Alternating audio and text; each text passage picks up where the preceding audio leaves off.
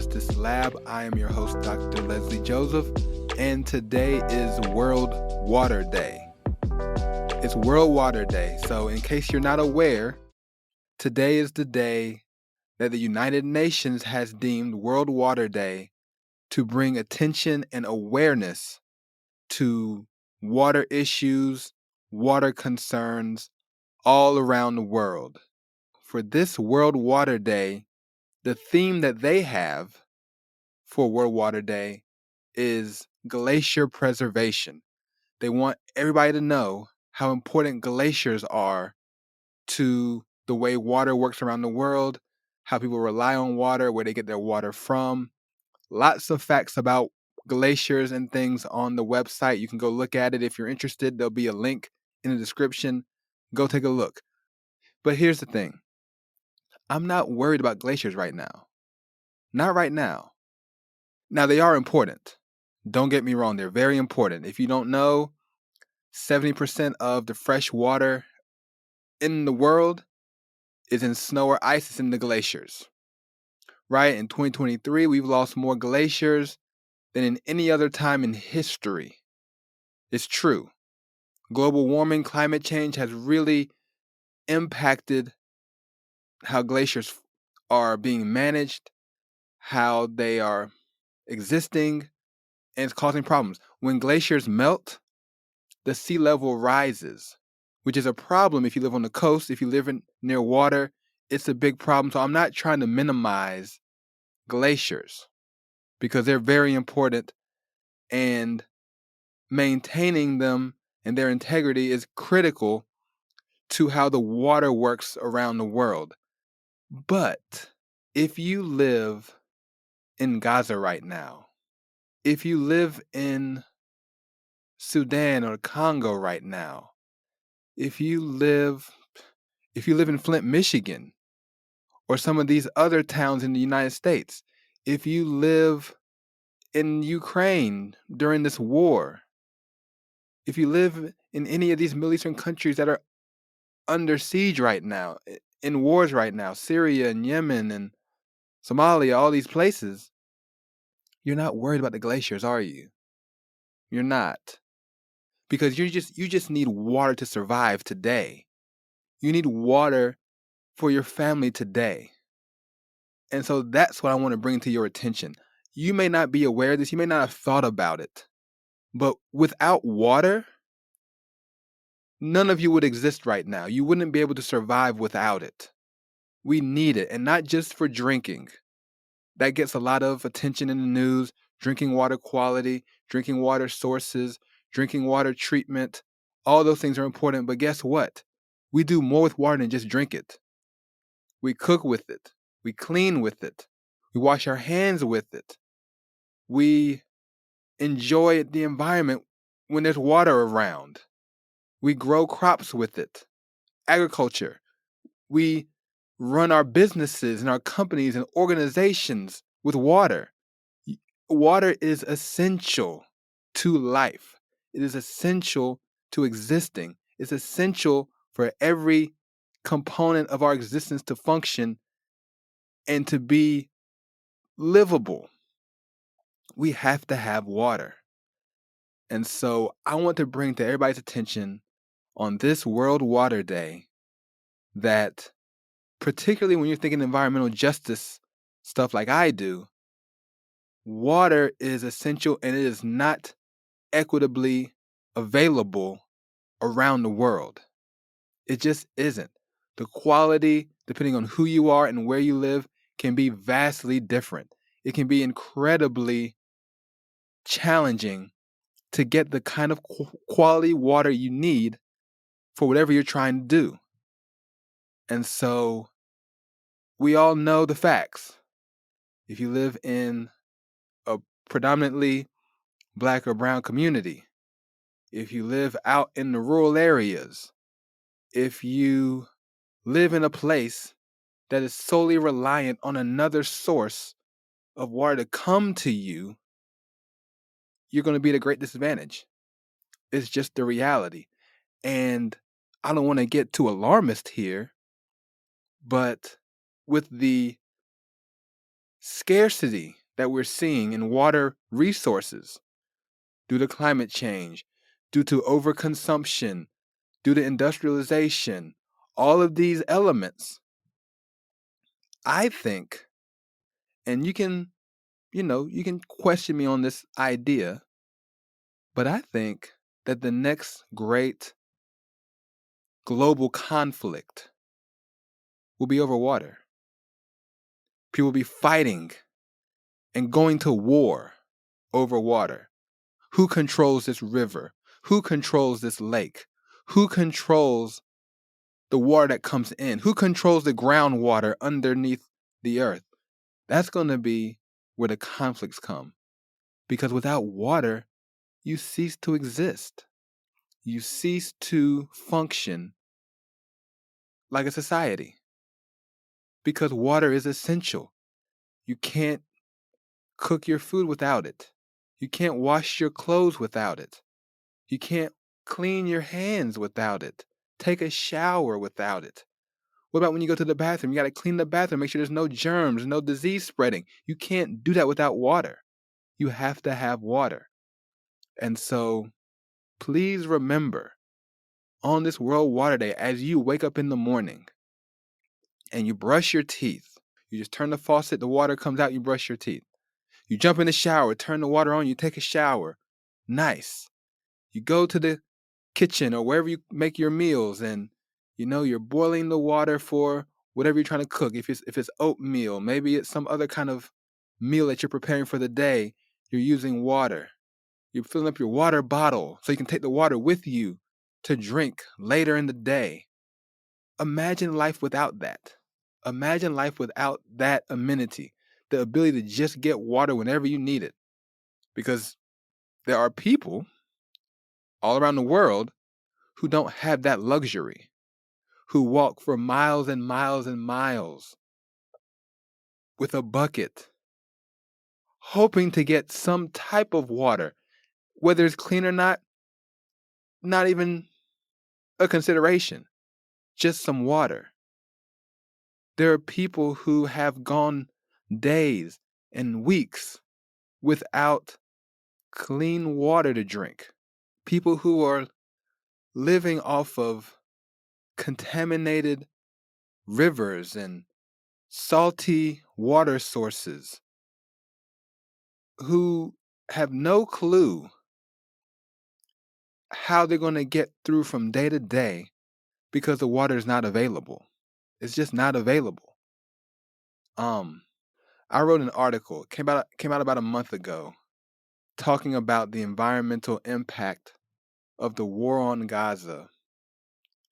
And when you read the article that I wrote, or if you read anything that's related to that kind of topic, the first thing you'll read about is the impact of the war on the water supply in the Gaza Strip. You will see that 97% of the water that's available in Gaza right now is undrinkable. 97%. Water wells destroyed, water connections destroyed, water treatment plants destroyed, desalination plants destroyed. There is nothing there. And so when you have no water, it's not a surprise. Disease starts spreading, malnutrition, poor hygiene, all of these things cascade from a lack of water. And it's the same in any other conflict zone. You can just pick your conflict zone, pick your refugee camp, pick your part of the world where there's an ongoing war going on, and you will see that water is at the middle of fueling whatever crisis is there. If it's a disease outbreak, if it's some type of concern for human health, water is right there. And it always is, it always will be, because that's how important it is. And in many cases, people will weaponize the water, right? They'll restrict it on purpose. They'll cut off the supply to choke out the population that they're trying to fight against. Happens all the time. It's a war crime. You can't do that. But people do it because that's how critical water is to life. And so on this World Water Day, Go to the website, to the UN website, read about the glaciers because they are important. And if you step back from all the conflicts around the world and thought more globally about water and its availability in general, glaciers would be a very top priority in terms of trying to preserve them and think of ways to manage our water supply and to reduce the impact of climate change. But we don't live in normal times, do we? We just don't. There are too many wars going on. There are too many children, too many babies who don't have the water that they need, too many moms, too many girls spending their whole life walking to a water source and back from the water source just to do it again the next day for their lives. They're not going to school. They're not contributing as far as working goes. They're not at home raising their children. They're not contributing to their communities and society. They're consistently walking hours and hours and hours to get water. And so that's the kind of world that we live in. That's the kind of world that billions of people have to endure because they don't have the water that they need. They don't have the access to the water they should have, that I have. I'm going to leave this studio. I'm going to walk around the corner and I'm going to drink some water from a water fountain. I'm going to use the bathroom. I'm going to wash my hands in the sink, dry it off, and then go do something else. I'm going to go home. I'm going to say, I've had a hard day at work. I'm going to take a shower. No problem. And depending on how I feel, I might take a hot shower, which means I'll turn the water on and I'll wait. Let that cold water get out so I can get some hot water because I want to take a shower with some hot water. Like, that's just how much privilege and how many resources we have available here, as opposed to some other part of the world where if they could get just a cup of clear water, they would be overjoyed. They would celebrate the idea that there is clean water around them. That's what we have here. It's World Water Day.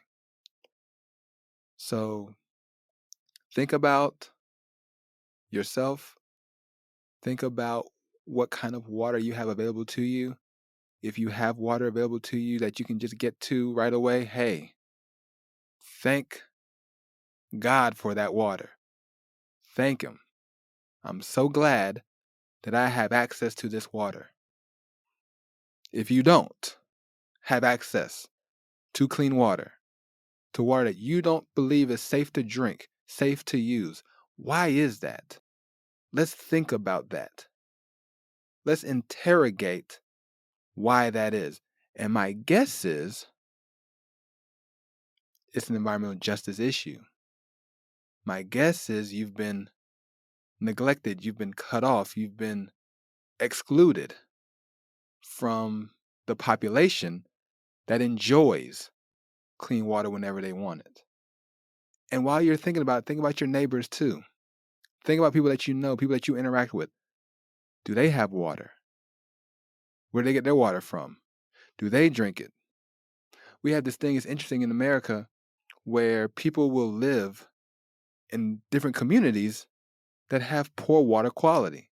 It's hard to drink, hard to get down, it has different colors, but they say it's safe because it's not contaminated with bacteria that will make you sick. And we say, okay, fine, I don't want to drink it. And what happens? They start buying bottled water from the store. They go to the store, buy bottles and bottles and bottles of water at a cost to bring home to use while they're being charged for the water that's in their home when they live there. And so now you have basically two water bills that you're consistently paying over and over again because your community's water supply is not drinkable and you can't continue to use it the way you would normally use it. And so you're already low income, you're already disadvantaged. You're spending whatever little money you have to go buy water that they should be providing you already. That's not how that works. And so if you're in that situation where you find yourself buying water, even though you know you live in a place that should have water made available to you, that's not safe, that tastes awful, that discolored, we need to have a conversation with your elected officials about why that's the case, because you should not be spending your hard-earned money buying water that they should be providing you, that they charge you for every month. So I know a lot of people are in that situation too. It's World Water Day. So whatever your water situation is, think carefully about it. Ask yourself the questions. And then, if you don't like the answers, find out who is responsible for the situation that you're in. Call them, go to the meetings, go to the town halls, whatever it takes to get your water right. Because you should not have to. Water is a human right. Water is something that is made available to everyone, everywhere, regardless of who you are. There should be no sense that you don't get the type of water that you need to survive from day to day. And I know there's a lot of injustice in the world that fuels the disparities in water quality across the continents, across the globe. I know that. I know what's happening in these parts of the world. I know that if I flew in to some of these places, I would have water, but the people who live there wouldn't. I've seen that. I know that if I go to these other countries and walk around, I'll be treated differently and be given more access because I have an American passport. I speak English, and the people who live there who are indigenous to that country would not have those same would not have the same access and the same resources made available to them. I know that. I've stayed in hotels in other countries where they would actually bring in trucks of water into the hotel where we're staying because they know the water is not drinkable. They know we would get sick if we drank it. And so instead of us having to go buy water because the water's not good, the country, the hotels, the management brought in water trucks, filled up tanks on site, and distributed water to us. That's what happens in a lot of places. And it's not right that I would have that access and people who actually live there just wouldn't. And so I'm going to keep it short today. I just want you all to think about the fact that water is a human right, that it should be made available to everyone, and one of the primary ways that people are disenfranchised and treated unjustly and unfairly is through the water systems that are built and maintained around them. We need more equity. We need more just water systems and water access for everyone. That's what we need on this water day, this World Water Day. That's what we need. And that's how we should think when we think about water in our society. And so that's it. Thank you so much for listening to this episode of the Environmental Justice Lab, where we are for the people and for the planet. I will see you next time.